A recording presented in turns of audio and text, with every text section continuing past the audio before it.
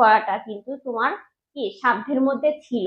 তুমি যদি করতে অবশ্যই কি তুমি ভালো রেজাল্ট করতে, পরীক্ষায় কি পাস করতে। তো এই হ্যালো গাইস, আজকে আমরা শিখবো হচ্ছে থার্ড কন্ডিশনাল সেন্টেন্স। তো থার্ড কন্ডিশনাল সেন্টেন্সটা মূলত কি, যেটা আপনার চেষ্টার মধ্যে ছিল, যদি আপনি চেষ্টা করতেন তাহলে কি সেই কাজটা হয়ে যেত। ঠিক আছে, তো এখানে কিছু উদাহরণ দেওয়া আছে, চলুন সেগুলো আগে দেখি। তো আপনি থার্ড কন্ডিশনাল সেন্টেন্সটা কিভাবে মেকিং করবেন আর কিভাবে বুঝবেন, একটা জিনিস খেয়াল করুন এখানে।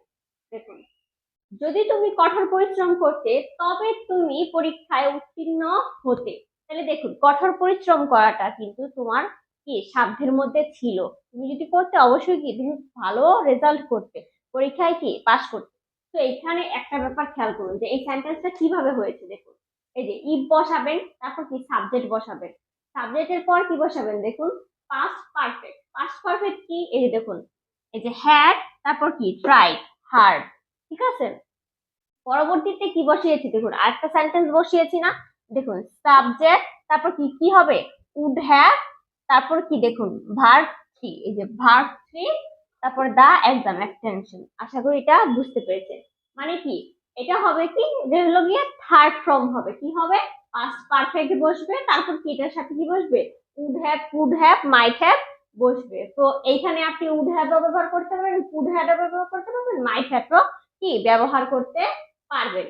তো আশা করি এটা বুঝতে পেরেছেন যে কি এটা হচ্ছে পাস্ট পারফেক্ট সেন্টেন্স দ্বারা হবে। আশা করি বুঝছেন। দেখুন, যদি তুমি কঠোর পরিশ্রম করতে তবে তুমি পরীক্ষায় উত্তীর্ণ হতে, তো এটা কি তো আপনার আমার সাধ্যের মধ্যে ছিল না, যে আমি যদি কঠোর পরিশ্রম করতাম তাহলে কি আমি কিন্তু পরীক্ষায় পাশ করতাম।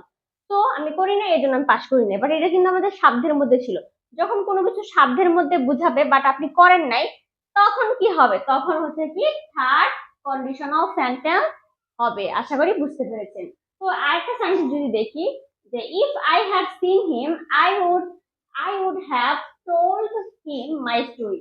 মানে আমি যদি তাকে দেখতাম তাহলে কি আমি আমার গল্পটা তাকে বলতাম। তো দেখুন, এই যে তাকে বলা, আমার আমার গল্পটা তাকে বলা, এটা কিন্তু আমার সাধ্যের মধ্যে ছিল, ঠিক না, ছিল কিন্তু।